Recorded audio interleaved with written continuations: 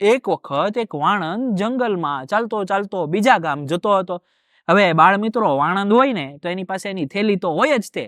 એટલે એ ચાલતો ચાલતો ચાલતો જતો હતો, ત્યાં એને દેખાણો વાઘ. હવે તમને ખબર છે બાળ મિત્રો, એ કઈ જેવો તેવો વાઘ નહોતો. પૂંછડી વગરનો ભાંડો વાઘ હતો. હવે વાઘને જોઈને વાણંદને તો થયું કે આજે આપણા રામ રમી ગયા, આજે આપણે બચવાના નથી.